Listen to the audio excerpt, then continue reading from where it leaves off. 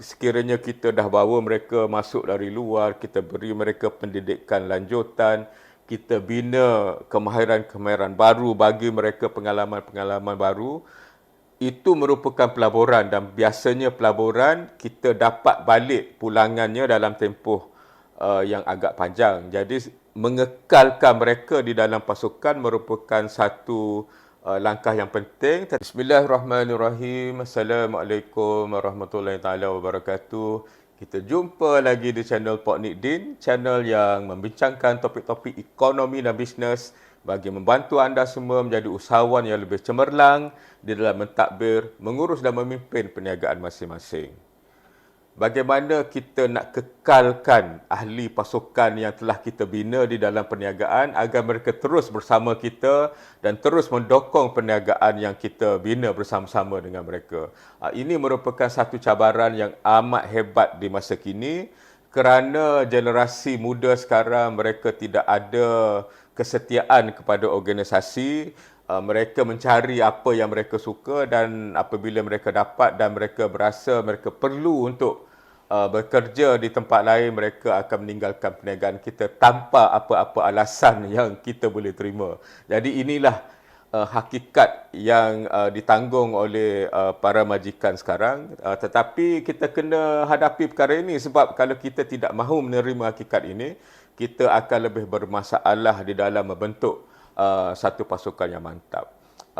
Satu perkara yang disebut-sebut sekarang ialah tentang employee engagement ataupun kita sentiasa berhubung dengan ahli pasukan kita, bertanya khabar tentang apa yang mereka rasa dan mereka mempunyai keupayaan untuk memberi maklum balas secara terbuka. Jadi ini satu perkara yang menjadi cabaran lah sebab setiap orang dia akan ada tahap yang dia nak untuk majikan dia berhubung dengan mereka supaya mereka akan sentiasa rasa dihargai. Jadi inilah sebabnya kalau kita tengok banyak perniagaan-perniagaan yang besar-besar, mereka ada macam-macam kemudahan sekarang di tempat kerja. Kalau kalau kita tengok macam dulu dipanggil kantin, sekarang dipanggil dengan nama-nama yang lebih glamour, yang mana ada kafe, ada tempat untuk berehat, ada tempat untuk berbual, ada tempat untuk mereka bekerja bersama-sama secara santai. Jadi ini merupakan kaedah majikan ataupun pengurusan perniagaan untuk mewujudkan satu suasana perniagaan yang membolehkan ahli pasukan mereka berasa mereka sentiasa disentuhi, sentiasa ada engagement dengan majikan. Jadi kadang-kadang inilah yang menjadikan perkara ini rumit ya, sebab setiap orang ada kehendak dia masing-masing dan kita sebagai majikan kita hanya boleh mengadakan sesuatu yang mungkin secara amnya cukup untuk majoriti pekerja, tapi tentunya adalah pekerja-pekerja yang berasa bahawa mereka tidak cukup engagement lagi. Jadi inilah pentingnya dalam pengurusan modal insan moden ini, kena ada orang-orang yang khusus yang sentiasa memikirkan bagaimana pasukan yang kita bina ini sentiasa bekerja dalam suasana yang harmoni dan dengan arah tuju yang sama, dan sekiranya ada isu-isu di antara mereka ianya dapat dipadamkan dengan cepat.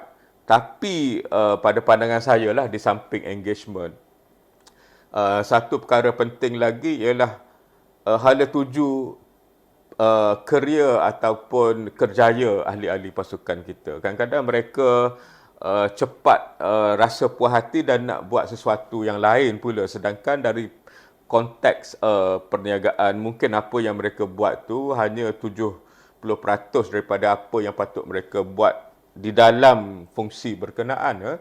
Jadi ini menyebabkan kadang-kadang ada ketidaksamaan dari segi kefahaman lah, dari segi pekerja dia rasa dia dah cukup buat sesuatu perkara, dia nak buat perkara lain. Dari segi majikan pula kita rasa mereka masih belum lagi melaksanakan dengan sepenuhnya kerja-kerja mereka pada fungsi yang mereka ada itu. Jadi kadang-kadang untuk mengatasi isu ini, dalam setengah-setengah organisasi dia ada juga projek-projek khusus yang mana ahli pasukan ni boleh bekerja dengan projek-projek lain yang mungkin berbeza dari segi skop dengan apa yang mereka ada sekarang. Jadi mungkin mereka buat 2-3 kerja serentak. Jadi ini juga satu perkara yang kompleks ya. Mungkin dari segi susun atur nampak mudah seorang tu dia ada jawatan tetap, tapi dia juga terlibat dengan 2-3 projek yang lain dengan mungkin jabatan lain, bahagian lain di dalam perniagaan.